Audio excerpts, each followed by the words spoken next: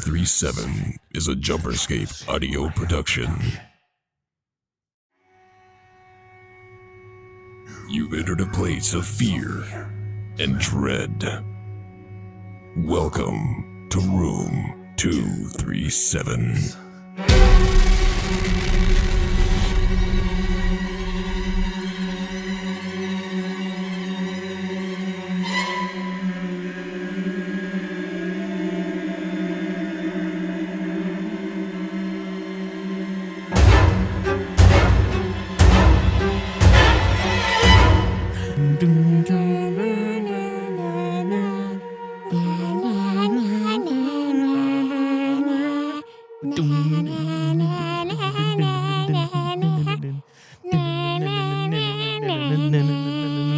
Welcome into Room 237. My name is James. I'm Ashton. So we watched Suspiria today. Yeah, we did that. Very spur of the moment. It is my favorite horror movie of all time. I don't know if it still holds that spot. I think it's close, but I'm excited to get into it. But before we get started, head to JumperScape.com. Find all of our socials there, our Patreon, our Discord link, everything, merch store, everything you need JumperScape related. That's where you're going to find it. And of course, we cannot forget to, once again, to mention Glitch Energy, Connor, CONNOR 141 at checkout for a nice little discount, and it helps out the show a lot. Okay. So Giallo. This is a Dario Argento movie. Yeah. When I picked this movie today, I kind of just was like, I love it. It's one of my favorites, maybe my favorite. I want to talk about it. Mm-hmm. Oh my God, this is not an easy movie to talk about because it's not so much about the story. It's more about the vibes. Yeah, it's definitely like a creepy movie, and that's how you're supposed to take it. So I guess a little bit of backstory. I have such a loving connection to this movie because of my experience the first time I watched it. Back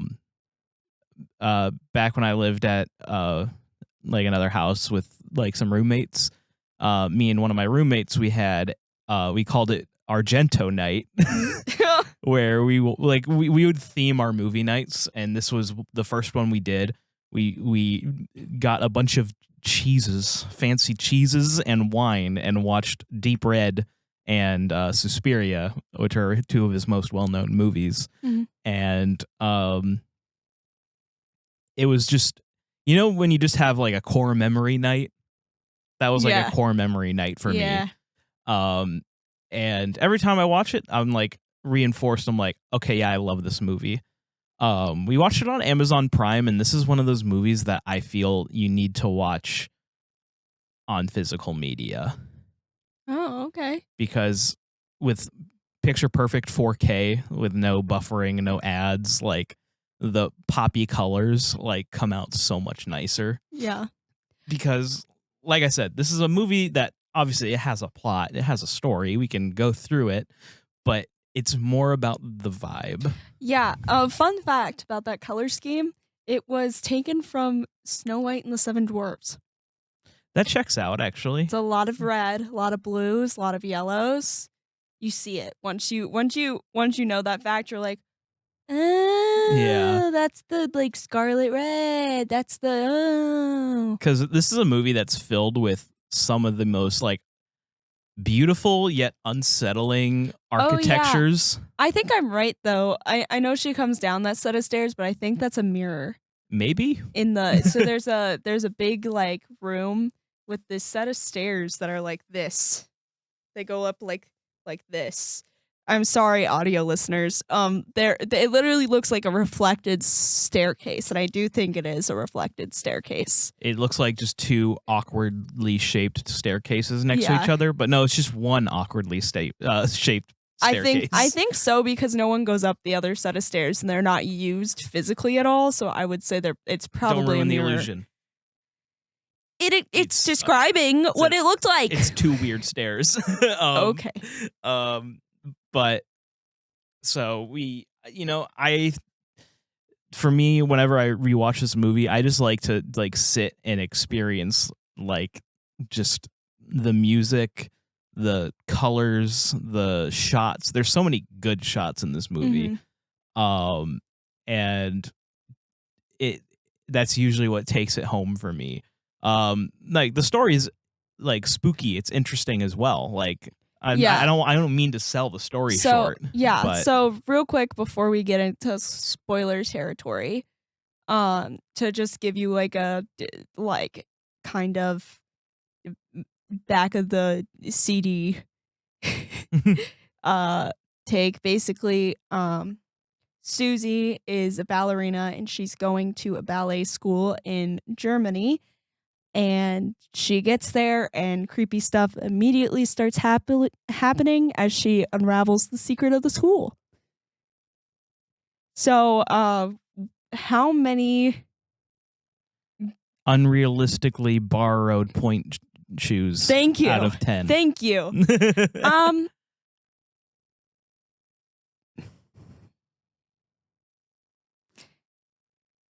You're going to get mad at me.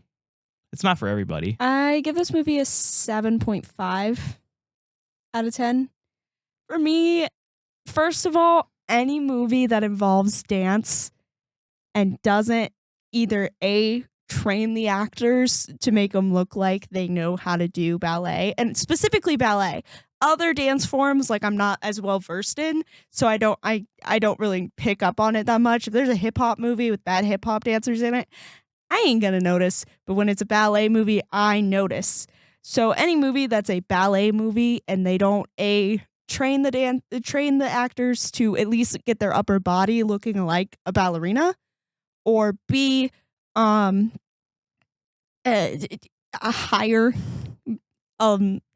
actors who also are trained in ballet, it pulls me out hardcore because when you've been in that world, the immersion leaves and you're not in the story anymore. And I couldn't connect well with. It's okay. You're a nitpicker. With the school. Yeah, but there's only one scene, honestly, of dancing. Yeah, it's still, that pulled me out of it being a dance school altogether. And I guess that's not the point, but still, it just pulled me out of the immersion of the story, and then I didn't feel as into it for the rest of the movie. Shame. Yeah. This is a 10. I mean, I just said it was up there in my favorites, so yeah, that makes it a 10. Yeah. All my favorites are 10s. Yeah. Me, it's funny because I'm not in that world at all. So when she's trying to point out ballet inaccuracies to me, I still don't even know what she's talking about. Mm-hmm. I'm like, no, they're dancing. And I'm like, and this doesn't make sense. And you're like, okay. I'm like,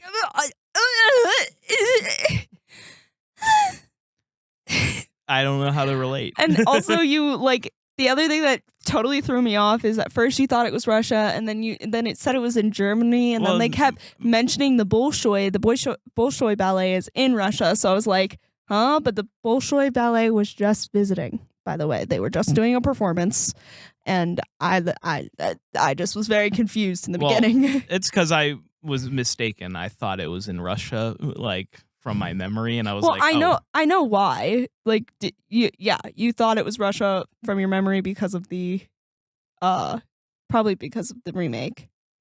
Yes, and that's the thing. Now I'm not even confident in saying, wait, was the remake also in Russia, or was it in Germany? Was it also in Germany, or was that one in Russia? Yeah, hard to say. I think it did say in that description when we scrolled over it that it did say it was in Russia. A lot of times when you do a story about a horrific dance school, you're gonna do it in Russia because they have horrific dance schools there. Anyway, but I think then seeing the Bolshoi poster, I was just like, huh?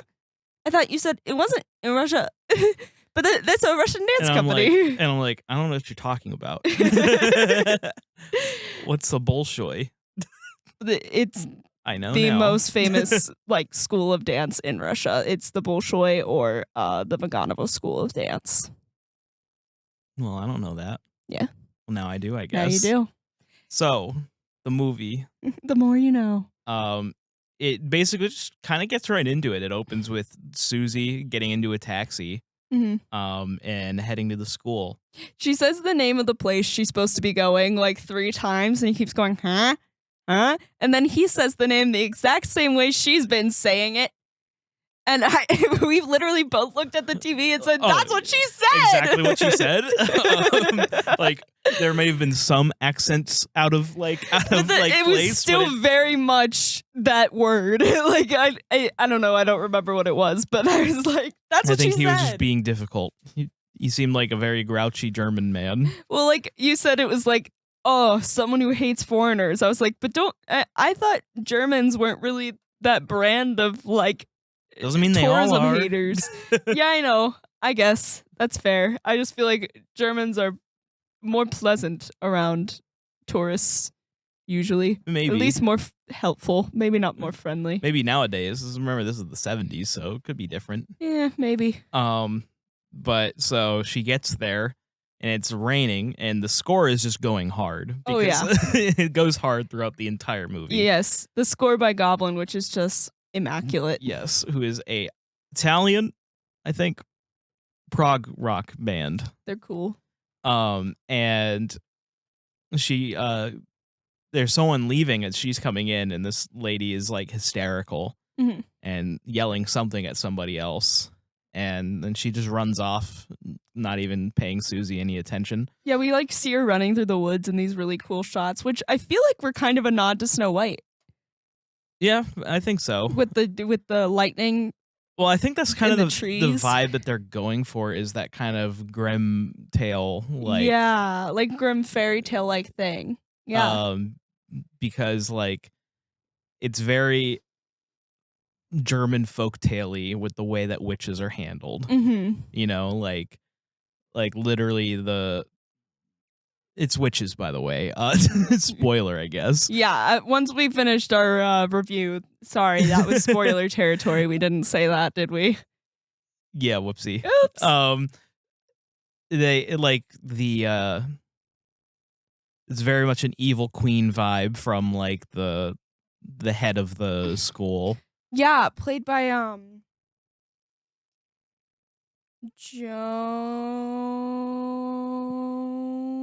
Way to fill the dead air.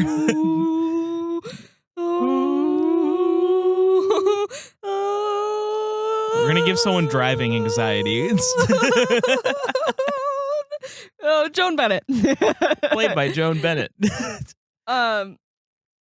She even looks like the evil queen from Snow White. She does. And Joan Bennett is like an American kind of sweetheartish person. She's been in a lot of older movies. I mean, she looks pretty old in this. Scarlet Street, Dark Shadows, The Woman in the Window. The Woman in the Window. But a lot of Little Women. I mean, the one with Katharine Hepburn. So yeah, lots of classic American movies, and apparently this was her last like film thing. I'm not sure if that's true. I did in fact. She may have retired. I did in fact read that on IMDb. So there can be a lot of. It's an element of the style of Giallo. There can be a lot of jarring cuts. So we're so funny because we're following so Suzy basically tries to ring into the school and someone tells her go away, so she goes away, and then we follow we learn her name is Pat later, but we follow this lady back to her apartment, and she sees something out of the window and its eyes glow at her, and she's getting like choked through the window, and then all of a sudden, bam, she's outside. She's suddenly on the roof. Yeah, but it doesn't look like it's on the roof at first, and you're like, huh? Yeah, but I mean, that's where she is. Yeah. The implication is that whatever was flying outside her window flew her up to the roof. Yeah. because it pulled her out of the window. Yeah. It just, to me, my brain was like, oh, now she's somewhere else. All of the sudden. This is just like I would have, and I also brutal. have to say, all of the glass in this movie is so freaking weak. Yeah. All of the glass in this movie is so Or maybe freaking the weak. people are strong. All of the glass in this movie is so weak. Well, speaking of glass, her assailant starts pushing her head through a stained glass ceiling tile, and her friend like comes into the lobby and looks up, and this is what I mean by like some of the shots are so crazy in this movie, because that just far shot of just like the stained glass window from like all the way down from the floor, and you can just see her head like kind of poking in through it, is like for some reason like so jarring to me and so like spooky and eerie. And then you get a very classic Giallo kill in this whole scene. Like you have just shots of like the mysterious person like very slowly, deliberately going like stab, Yeah. And then they wrap like a cord or something on the roof around her neck. And also they stab her in the heart too. Yeah, we see and her you heart. see the heart just get penetrated. Yeah. But like it's such a weird, jarring moment. Yes. But then she falls through the stained glass and gets hung by the rope. And a stray piece of glass apparently went through her friend's head. So bummer, I guess. Yeah. I will have to say overkill for sure. Overkill. Kind of the only overkill in the movie. Oh yeah, for sure. It's kind of sets you up high, and then it doesn't really ever get to that again. Yeah. But we just kind of cut back to the next morning. By the way, is this a good time to mention that the original script said that the dance school wouldn't accept anybody over the age of 12? Sure. So that leads to a lot of weird things in the set design, because they were going to keep the same cast and have them all play like... No, not like that. No. He was told early on he was not going to be able to do I thought you said that's why 12-year-olds. the doors were big. No, he made the doors big so that he put handles up on the doors for the set up at the actresses' heads. They weren't supposed to be playing children. But it was just to give the same imagery of reaching up to the door. And they didn't change the script at all, so that's why a lot of the characters seem pretty naive. Basically, the studios said, no, you're not allowed to do this with children. No. And he went, fine, then I'm going to make it seem like it's kind of kids. And times have changed. I'm surprised the remake didn't try that direction. With having the kids, like the students, be younger, because I feel like that would really up the fear and the stakes. But then again, also, I do agree it's a bit gratuitous to, like have a batch of like school children. Right, because they'd have to be 12 or under, which means like 10, 11-year-olds, rather than I feel like a lot of our like movies of a band of like children are like more middle school aged, I guess. So more like 13, 14, I guess 13, 12, 14. Yeah, and typically the difference is the content itself. I think having them all be in a evil school, basically, makes it a little bit more of a yikes than like something like It. Well, and also like the first murder is a murder of a girl who's going to the school. So all of those graphic kills would be children. Yeah. Can't really I don't get think away with it these no, days. yeah. You can't really. Yeah, I guess in hindsight. There's definitely no way you're receiving anything but like an NC-17 rating, or maybe just unrated. Or unrated, yeah. That's how you usually avoid the NC-17 is by finding a way to be unrated. Yeah. But so yeah, it kind of just cuts to the next day, and she's like, because before she's like, when she was trying to get in, they're like, we don't know who you are, go away. And then next morning it's like, oh, you were supposed to be here last night, where were you? Yeah. She was like, someone answered the thing and said I couldn't come in. So But we get kind of introduced to the colorful cast of characters. There's I forget the actual character's name, but the evil queen type lady. Madame, uh, it's But then you also have the dance teacher, whose name I also forgot because I'm so good at my job. I don't remember the dance teacher's name. The headmistress is Madame Blanc. Yes, Madame Blanc. And then there's the teacher who is like straight out of like. Oh, I think her title is just teacher. It is? I think so. She's like straight up, just like straight out of Matilda. Yeah. And then you have the weird little German boy. Yeah. I think they just call him Boy. I think they just call him Boy. He's the nephew of the headmistress.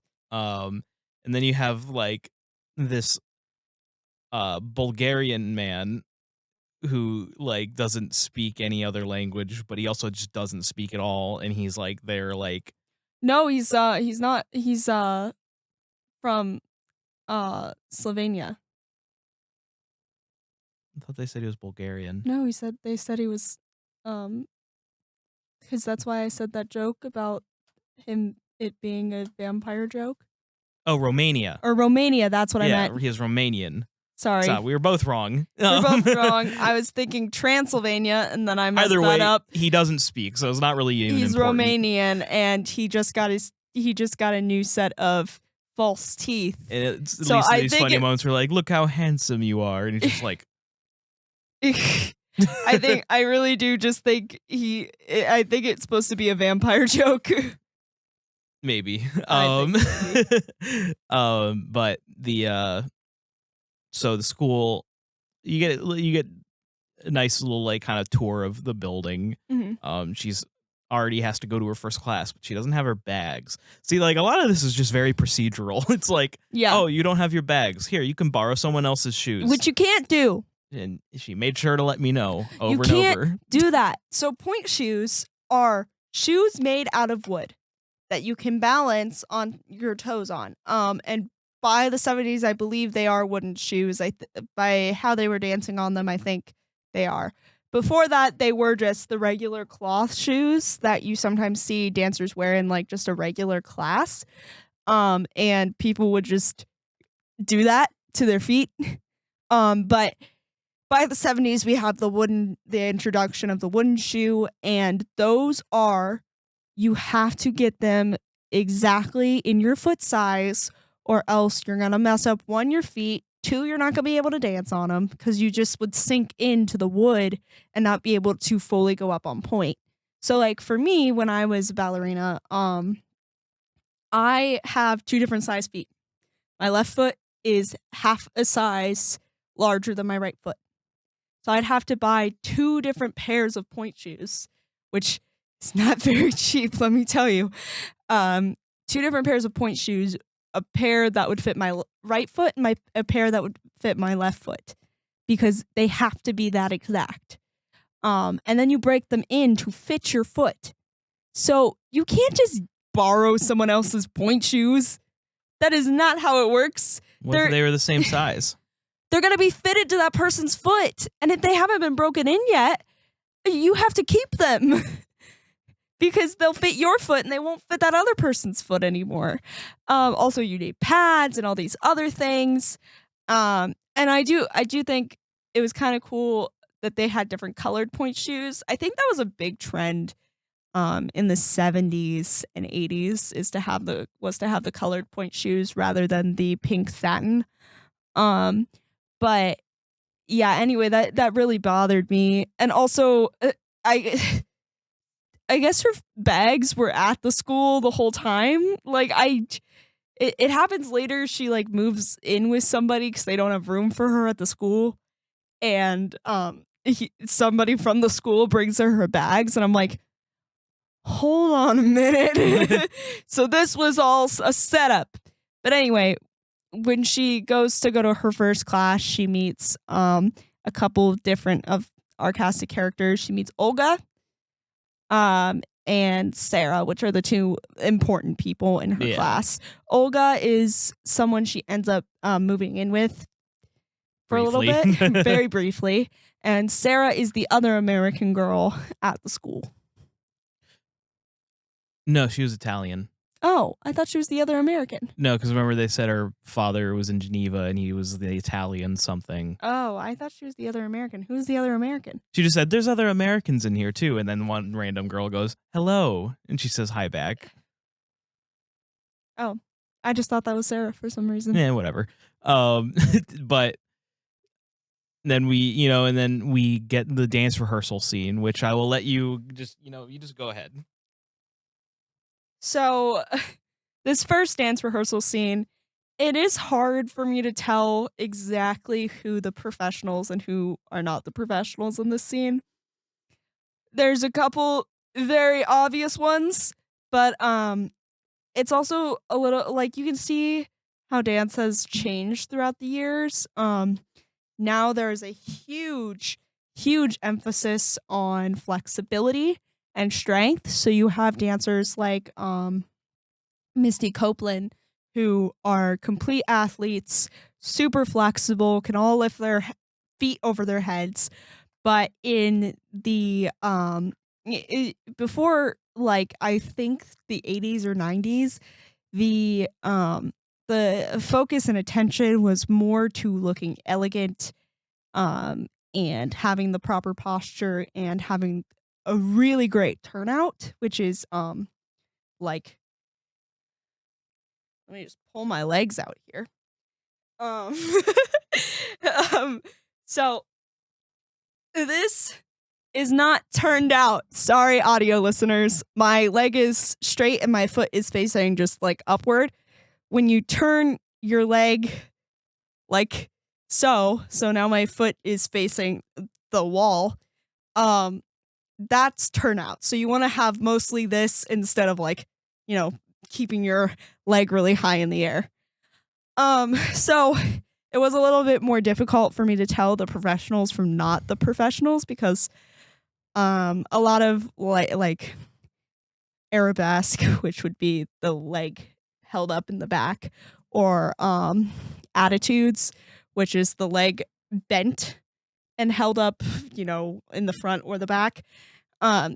They were lower than they would be on a professional ballerina today, but that might have been more of what was expected at the time, or even more what was expected from a dancer in Germany at the time. So later I can very much tell who the professionals are. I can very much tell, I'm sorry, Jessica Harper, that you are not a professional ballerina or even trained in the slightest to play a professional ballerina or a pre-professional ballerina. But yeah, so these are the scenes that pulled me out of it because I'm looking around and I'm going, this is not some elite ballet school. Like, these people are not dancing like professionals. Like, one or two of them are. So yeah. Anyway, that's the first ballet speech that's the first two. There's 3 ballet speeches you're gonna get, but yeah. And then we spend some time with Suzy kind of going through the school, and there's this scene in this hallway where one of the like Russian maid cook ladies, what am I missing? She didn't go home. She didn't go back with Olga yet. Well, she went back with Olga and she was like, your apartment's nice. And that's pretty much it. And the guy brought her bags. Yeah. Cause this thing leads to the next dance scene. So that's why I was thinking that. Because then she's in the hallway. Yes. And the score starts ramping up and we see one of the like Russian maids cleaning silver, polishing silver very ominously with the boy yeah standing next to her, and she just like gleans the light into Suzy's face. Yeah. And I like that you hear the soundtrack go like right when she puts it up, and she starts kind of getting a little faint. Mm-hmm. And my brain, I'm like, man, this has to be such a weird experience, like because this is the first kind of odd thing that truly happens to her outside of like witnessing the last moments of Pat. Yeah. But something's off with her now. But that leads into the next dance class. Yes. So the instructor tells everyone to start dancing, and she's like, I can't. I don't really feel well. And the instructor goes, dance anyway, which, yeah. She's a very scary teacher. She's like just smiling the whole time. Dance? Yeah. I mean, 1, 2, 3. very realistic, actually. And she starts to do this combination, which is a lot of jumps and leaps, and it's not at all what she is appearing to be doing on the screen. She just like starts doing arms like this and then turning, and I'm like, the combination that was done the first time was like a arabesque, glissade, pas de chat, arabesque, glissade, pas de chat. There was no chaîné turns in there at all. And somehow, while she's getting to be like more and more faint, she ends up like on point, just like struggling to stay up in like parallel, and she's just like looking like this. I'm like, she wasn't even doing the combination whatsoever. Like, and how'd she end up on point? Like, that's not what. This is where we hit disagreement, because I'm like, I think it's because her mind wasn't working. And I get that, but like, it. The other thing is, her teacher's yelling at her to get her legs up higher. Her legs aren't up. She's walking around going like this. Her legs aren't up. The teacher's correction isn't going to be get your legs up higher. Like, you know, for one, if I were a teacher at this dance school, I'd be like, why the fuck is this American girl here? She clearly must not have that much of a love for dance or something, because like she ain't even trying right now. Well, she collapses and has a brain hemorrhage. Yeah. Fun. Yeah. So this kind of leads into where Suzy is for the bulk of the movie, and that is she gets sent back into the dorms. They suddenly have a spot for her, I guess. And basically there's a doctor who tells her what's up, and then he basically says, you know, you're gonna have to eat these certain foods and drink wine once a day. Yeah. And, you know, this is the 70s, so my brain kind of went, yeah, that checks. No, that totally checks. They're in Europe. I mean, wine is a common thing with dinner, and also is known to just like keep people calmer and help them sleep. So it was probably, I know it turns out to be more nefarious reasons, but like, wine with dinner every night makes sense if he's trying to keep this girl calm and get her good sleep. Yeah, so I would not think that he would propose that much wine for dinner. She seems to be getting a lot of wine for dinner. in essence, she's essentially every night being drugged and falling asleep. Yeah. For what purpose? I don't know, actually. I think they're just trying to get her from, because basically when she saw Pat leave, she retained a lot of different information, and I think what they're trying to do there is just they're doing nefarious things after dark, so they want to keep her from retaining any of the information of what they're doing after dark. All she could recall is that she said something about secret and iris. Yeah. And she's like, I don't know what it means. It's nonsense. And like, they of course actually know what it means, but they were like, oh, that's weird. Yeah. I don't know.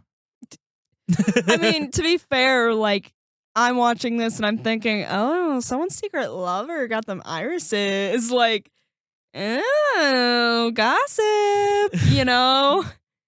No. Secret love affair. So, like, we almost kind of have a main character switch for, like, the second act of the movie. where the person doing the investigating is Sarah. She's kind of like been onto this. And Sarah is her roommate now. Yes, Sarah's now her roommate. So, one of the first nights, I'm skipping ahead a little bit. Which is fine. She wakes up. She's like gonna go comb her hair, and she starts combing maggots out of her hair. Oh God! And at first, I'm like, my brain went, "That's really big for lice." But no, there's maggots all over the ceiling. Literally, immediately, I go, "Ew, a maggot!"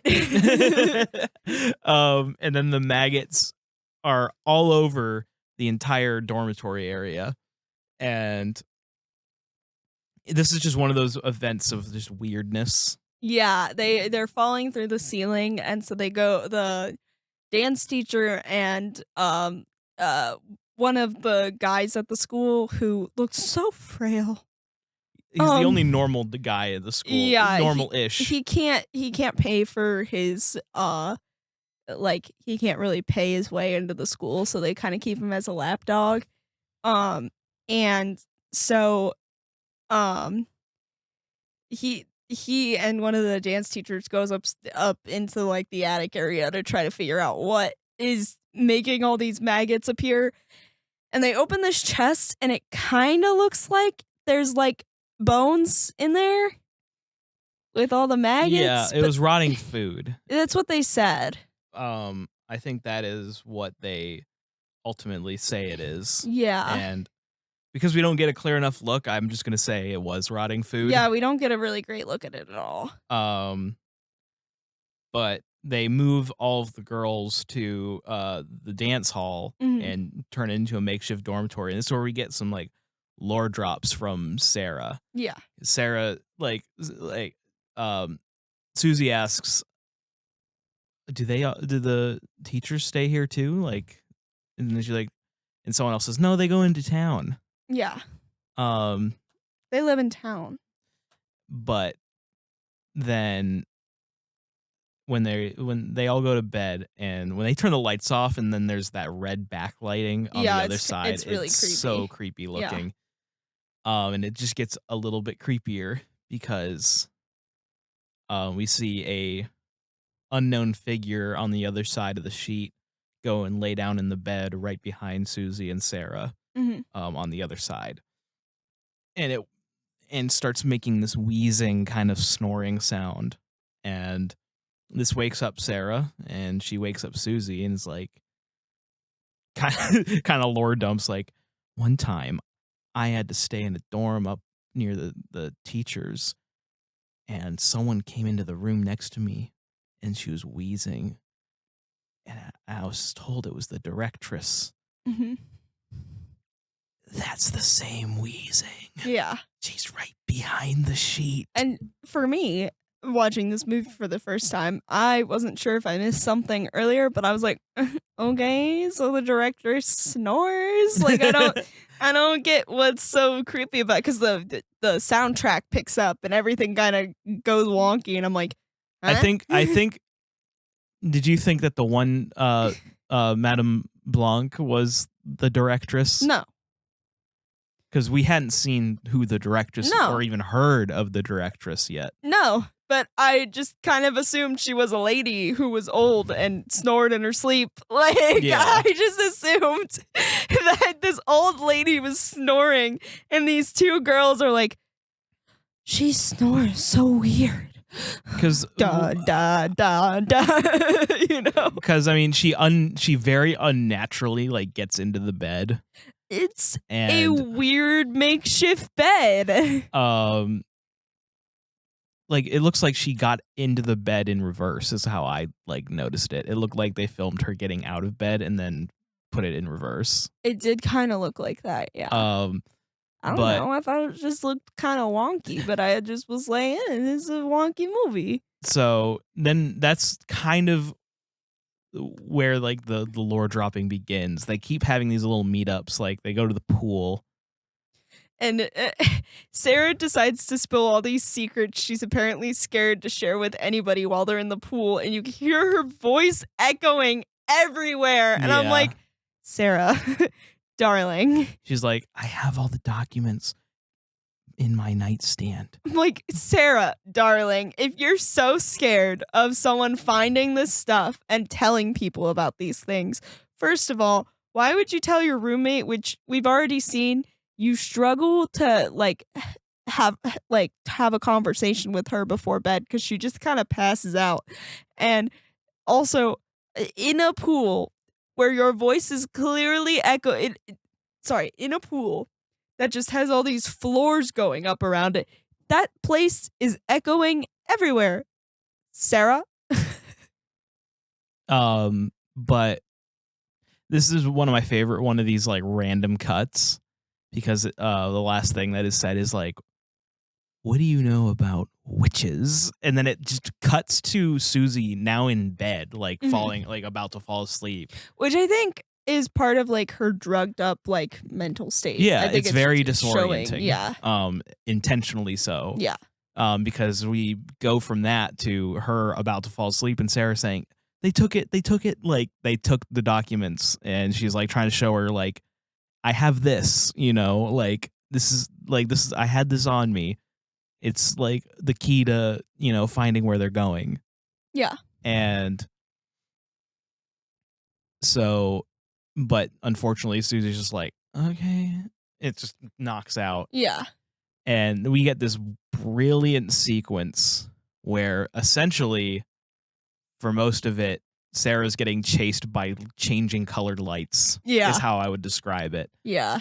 Because like light starts pouring through the window. And so she goes out into the hall and she finds herself upstairs, and she basically gets locks herself into a corner.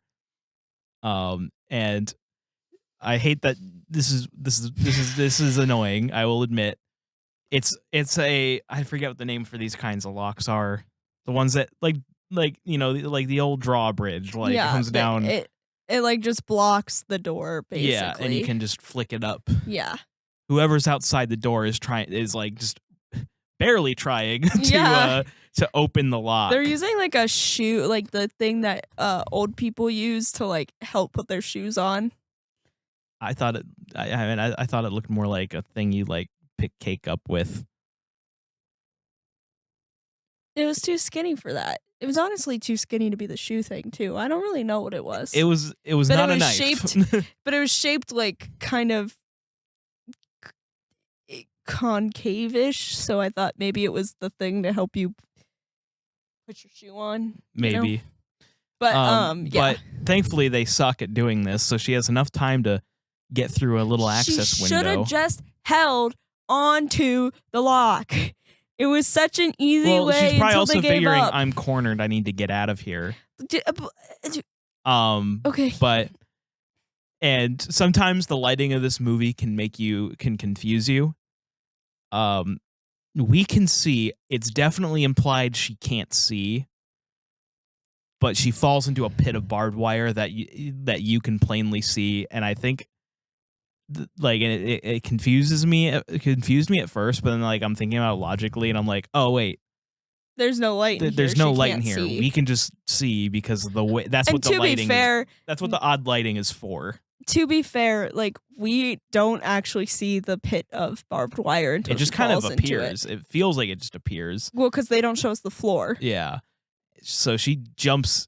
It's a brutal scene to watch her basically swim through. It's not real barbed wire, obviously. It's very you can tell it's not very clearly real, not real barbed wire. But you know what it's supposed to be. Yeah, it's still probably, the thing is, it's not barbed wire, but it's like chicken wire, I think. Like, so it's still sharp. Yeah. And the door that she was trying to get to opens, and we get just a classic Giallo black gloved hand just like slits her throat, and then it cuts to And you know what? I was really glad because first the kind of like trying to get through the barbed wire scene went on for a really long time, and I was like, are we just gonna assume she like dies from trying to crawl through barbed wire or something, because like isn't that just military training? Like You don't actually crawl through that's barbed true, wire. they crawl under it. But like but I was like, this is so stupid. If she just dies because she tried to crawl through barbed wire and then someone came in and slashed her throat, and I was like, oh, thank God. But because I mean, the idea of barbed wire is it would eventually kill you if you got snagged in it too hard, or at least trap you. It would trap you for sure. I mean, if you got trapped in it and then stayed there for like days on end, yeah, you'd probably like bleed out or something. But I think mostly, I mean, it might kill like small animals, but like not people. But we cut to the next morning, and Suzy's just like, "Where's Sarah? Oh, she left." It's suspicious. All of her stuff got like ransacked. It's very clear that her stuff got like ransacked and like taken out. Yeah, so like, I guess she gathered all of her things and left. You know, at least if you're unhappy, tell us you're unhappy. Don't leave like a thief. The dance teacher is very believable here, because that is so. Where it gets unbelievable is where she gets the one guy to back her up. She's like, she left, right? And he's like, yes. I heard the door open, and then I heard someone go down the hall, and then I heard them go down the stairs, and then I heard the door open again, and then I heard a car drive away. It's like, that was a lot of details, buddy. Like, a suspicious amount of details. Yeah, but haven't we kind of noticed that everybody in this school pays a lot of attention to the sounds going on outside in the hall? I don't think he's a co-conspirator or anything. I think he literally did just hear that and was like, no, that's just what I heard. Like, maybe. But I think her asking him to back her up made it less believable. Yeah. But so now Suzy is extra suspicious. Yeah.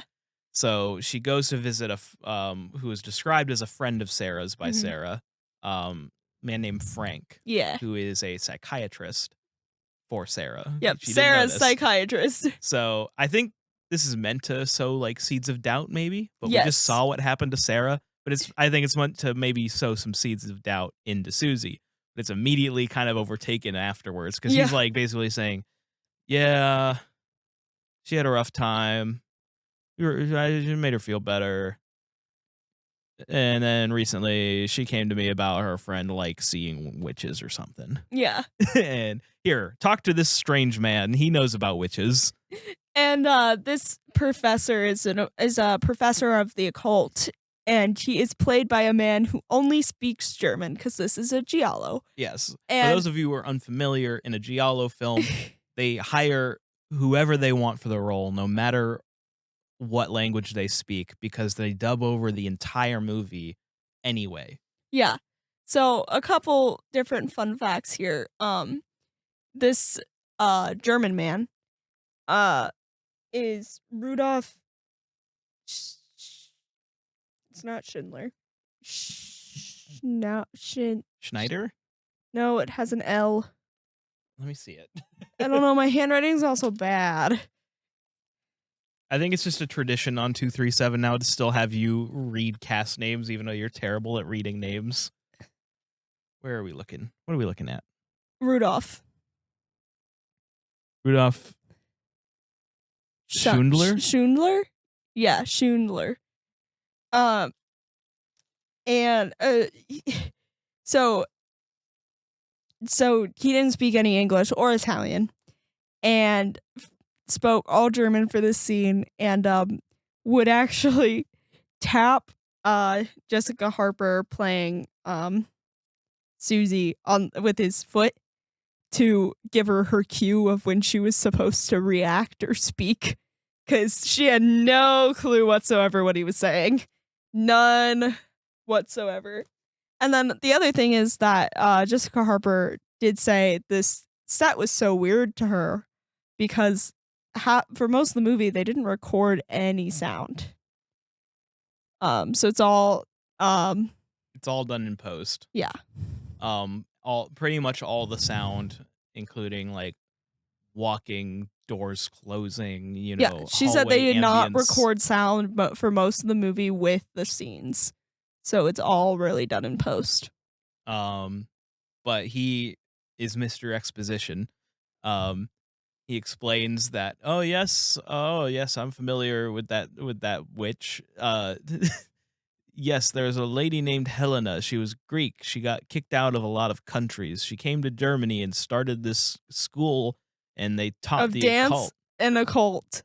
Which, then- interesting. And then she died, and now it's just a dance school. Haha. Yep. It's a very Essentially. short way of putting it. Yeah. But he he seems also like a really nice man, does. though. he has ideas about witches. Okay, he's like I would love this guy. he's like a true witch only strives for power and money. A coven, you see. He's like he has it down to a science. He's like, oh yes. Oh, they're not a group, they're a coven. Yeah. And there's gonna be one head witch of the coven. If you like a snake, like a cobra, like if you cut off the head, it's just a headless cobra. Like, Yeah. it's like that's the kind of stuff he says. He's great, though. I love him. He's just seems so happy. He thinks, I bet you he just doesn't even know this is serious. He's like, oh, I would love to tell you about witches. I wrote a book. Yeah. He was like, oh, you go to that dance school? Yeah, it might have been run by this witch. I don't know if she was a witch. She said she was a witch, though. And she had this, The Black Queen. Yeah. They called her the Black Queen. She tended to get, kicked out of countries because she pissed off a lot of Christians, but I don't know. Essentially. And so armed with this new knowledge, she goes back. And it turns out that the rest of the dance school got to go watch the Bolshoi ballet, which I'd be pissed if I missed seeing the Bolshoi. Yeah, like she goes out. She's about to. The thing is, she's about to do her nightly ritual of eating her crappy meal and drinking her wine, and she decides not to. First, she's just like doesn't do it, and she walks out the hall, tries to get somebody, and she asks one of the servants, "Hey, well, where is everyone?" He's like, "Oh, they went to the Bolshoi ballet." It's like, without me, He's like, yeah, the madam got tickets for everybody, and it's just like, huh? What do you mean? So since I went out for an outing today, I don't get to go? I'd be pissed. I'd be livid. Free tickets to the Bolshoi? Are you kidding? Well, she decides out of rage she will flush all of her food and drink down the toilet. Yeah. And investigate. Yeah. And she goes up to what she realizes is she hears footsteps in the hallway when she was told it was past 9:30, so they should have all it was at 9:30. First, when she goes and flushes all of her stuff, first of all, when she puts everything in the toilet, some of it starts bubbling, fizzing, when you put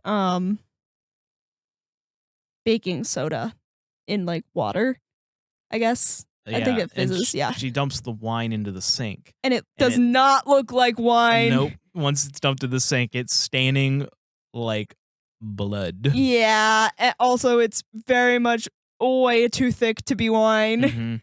And then a bat attacks her. Yes, and then a bat attacks her. It's kind of random. Yeah, she kills it. She gets it on the floor and then she murders it with a stool. It's kind of brutal. She puts a sheet over it at least. Yeah. But yeah. And then just leaves it. And then she hears footsteps, so it's presumably 9:30. Yeah. So later, it's kind of assumed that it's later on, and that that everyone else has returned to the school and it's bedtime, and so she gets woken up by footsteps, and she vaguely remembers that Sarah. Which, funny enough, I think in the scene that Sarah realizes she can count the footsteps to figure out where they were going, that was Suzy who told her to do that. Yeah. Suzy says, "Well, they don't go out they're not leaving. They walk to the left and not to the right. The right is where the front door is." And you want to figure out, then she says, if you want to figure out where they're going, you just count their footsteps. And so Suzy Sarah had been doing that, and that's what she had on her paper. Yes. So she follows the footsteps, Mhm. counts, all the way to this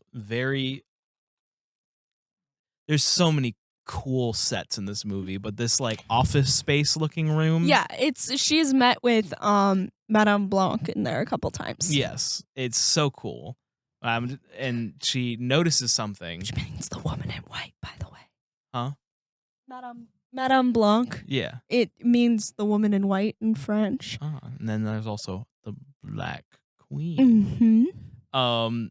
She notices 3 irises on the painting, and she then remembers exactly what the girl said. She said, "I know your secret.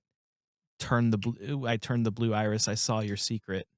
Like, so she now knows to turn the blue iris, and it opens a secret door. And this whole walk down this creepy hallway is so tense. It's very interesting because there's a lot of different words in different languages. There's Latin on the walls. There's Arabic on the walls. There's a lot of different other. There's Hebrew as well. And German. Yes. And I did notice, like, she's. I'm wondering why she's not looking at the giant word occultism. Yes. I also noticed that as well. But she's slowly going down this, like, one of the creepiest horror hallways, I would say, and coming down to the room at the end, and we see all of the faculty and the boy, in this room, and Madame LeBlanc sitting on a chair, and she's like, this mess has gone far enough. We need to kill that American girl. She needs to vanish. She's kind of going a little crazy. Yeah. But then we witness them presumably start doing some kind of hex. Yeah, because they say like death, sickness, and she kind of goes, whoa. Gets a little woozy here. Yeah. I'm getting a little woozy here. And sorry. Matthew Lillard just spoke to me. The boy is apparently omniscient because he walks over to the Romanian guy. Oh, I forgot to talk. There's a scene where the blind pianist gets killed by his dog. It's really freaky. Oh my goodness, it's so freaky because the blind pianist has a guide dog, and the guide dog starts going crazy, like barking at nothing. And I cannot imagine how terrifying that must be. Your dog that's trained to almost never make a sound, then starts barking at something. You can't see shit. It starts barking at something. He's yelling, who's there, what's there. I love the twist so much because the suspense ramps up, and then suddenly the dog bites his neck. Yes. And it's like, whoa. Whoa. I don't even remember what the pianist did to make them mad at him, but... I don't know either. But yeah, he I mean, for people with disabilities, that scene has got to be the most like horrific thing they've ever seen. Well, I mean, fast forward back to where we were. I guess blind people have never seen that scene. I was trying to save you by fast forwarding. Hey, it's funny. The boy is apparently omniscient because he just kind of walks over to the Romanian guy, whispers in his ear, and the Romanian guy's like, "Time to go look." Like, so she backs up into this dark corner and she finds the body of Sarah, which has been like staked down. Yeah, and she has like toothpicks holding her eyes open. And she accidentally backs up into this just black bedroom, and this bedroom is so creepy. You see the silhouette of the the Black Queen. Yes, Helena. She's sleeping. Marcos. And Suzy's not very she's very clumsy. She knocks over this peacock statue, and like some balls from it roll over and slam into the bed. Yeah. So Helena Marcos gets up and she starts mocking her and stuff. Yeah. And it's just like, And so Suzy grabs one of the sharp, like, feathers of this Yeah. peacock thing. and this is probably the most iconic scene of this movie, actually, of her, because she just goes over the bed and you can see the indent of her sitting there, Yeah. but she's not there. Yeah. And so she's like, "You're gonna meet death now, the living dead." Yeah. And the way the audio cuts out and the door opens and it's Sarah's corpse, Yeah. the way it's just quiet and then she starts laughing always freaks me Oh, out. it's creepy. Yeah. It's so creepy, but it is in vain because Susie's kind of a badass. She just whips around, sees this like little shiny outline that Yeah. she is actually there, and stabs her in the neck. Yeah. And we see this like rotted, probably ancient like lady, Yeah. like fall dead. So, fun fact, Helena is an uncredited role, but Jessica Harper said that this was a 90-year-old Italian prostitute they found on the street. Yep. Let's just leave that where it lies. Yeah. And so Susie starts running out of the building. It's like everything's shaking, and you see them all in their little culty room, like starting to like melting. Poor Romanian guy. I don't know what happened to him. He's just full bloody face, dead on the ground. I have to say, whatever force was working here, was at work on her side here, helps her get out in the most aggressive way possible by blowing open every door that she comes up to. And this movie, I always forget how abrupt the ending is. Yeah. She gets outside, like basks in the rain and smiles, and it's then the over. credits roll. It's over. And it's over. There's no aftermath. There's no nothing. You've been watching Suspiria is in fact what it says when the credit rolls. And then this score goes crazy. Yeah. So yeah, that was Suspiria. That was Suspiria. It's pretty good. Yeah. to say the least. Yeah. You know, we could do a couple questions. Okay. We could do a couple questions. Okay. I'm a little late to the party. Where is the category? Potassium would like to know if you could pick a director to remake a horror film of your choice, what director and film would it be? Director Mike Flanagan. Film The Shining.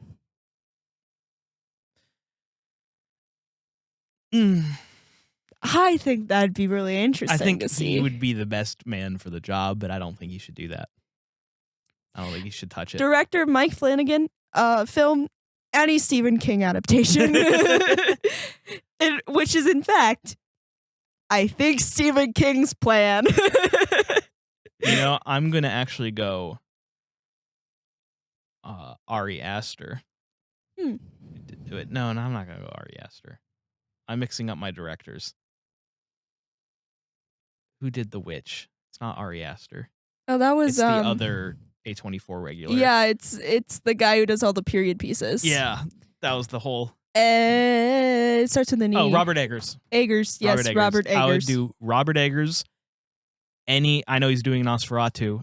Any Universal monster. Yeah, that's a good poll. Either that, or I would love to see him do like. I just want to keep seeing him do stuff. I understand you that. also took Mike Flanagan from me. So. Yeah, I understand that. Eggers and I haven't gotten along yet, so. Not my problem. Not my problem. What is your favorite book in the inheritance cycle? Hold on, let me see if I know what that is, and I just don't know it by that name. I don't know what that is. I haven't. I haven't read it. I haven't read. Eldest. Yeah. Eldest was in fact what Cheyenne said. Dratwood 56. if this is the right channel to talk to about this, wait.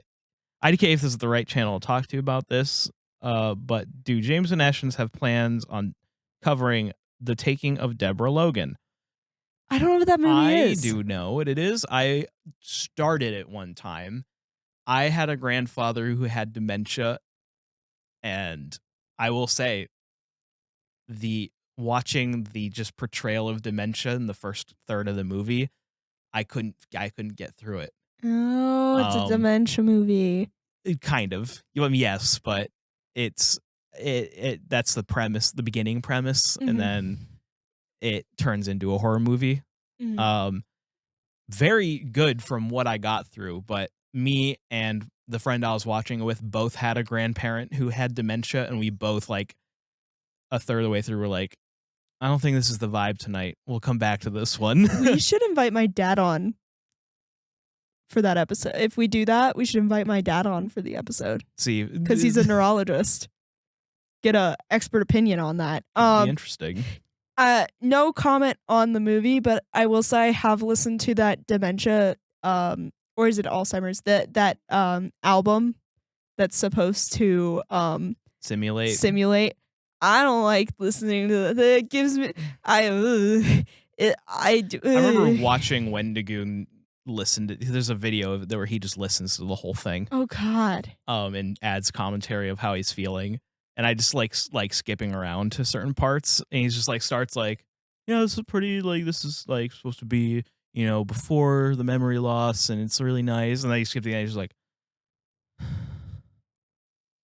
and I'm like, oh my God. Yeah, it definitely does things to you. Don't listen to it if you want to be in a good headspace. The Spooky Slipstream asks, so how was your Halloween, guys? Big candy haul? We don't trick or treat. Not really on the candy haul, but we did have we did have a really good Halloween. We had a not so nice day after, but we had a great Halloween. We had a lot of fun. I would say the whole week of Halloween, we carved pumpkins. Yeah. We went to a haunted. Did we go to a haunted house the week of? No, we didn't. That was like the week before. It was a Sunday night. It was Sunday night. We went to a haunted house. We did a lot of the things you'll want to do around Halloween. Pumpkin Farm. That's when we watched the Halloween trilogy, the 2018 trilogy, and we had a lot of fun. I will share more of the pictures in the group chat, 'cause I realized we only shared the ones with Shane. We have some fun ones where we are playing Bill and Stu, so we'll share those around. We'll share those. They're a lot less gay than the movie. Austin's ungoy stepchild would like to know, in the Halloween series, Michael kills and eats the dog. He is also called the Boogeyman. With that said, who wins, Michael Myers or John Wick? John gets whatever loadout he wants. That's the rules. So I think the point of Michael is he's unkillable, but John Wick and dog. That's the thing. Okay, it's like, you didn't say this in the question. Does he kill John Wick's dog? Yes, it's just a dog. Does John Wick care that let's just say it's John Wick's dog. Okay. Michael's dead. Yeah. John Wick would be able to outrun him to get away, and he would be able to outfight him because he would. I think John Wick. Michael he's not dumb, but he's also not strategic. He just kind of goes hide in closet, pop out. John Wick is like a killing machine, and I think John Wick would find a way to kill Michael Myers. John Wick discovers the heart of Tafiti, and that is how he kills Michael Myers. Thank you so much for joining us, everybody. We'll see you next week here on Room 237. Bye! Thank you for joining us this evening, stranger. If you enjoyed your time with us, please consider supporting us at patreon.com/JumperScape or join the community at discord.gg/JumperScape. We thank you for your listenership and hope you enjoyed.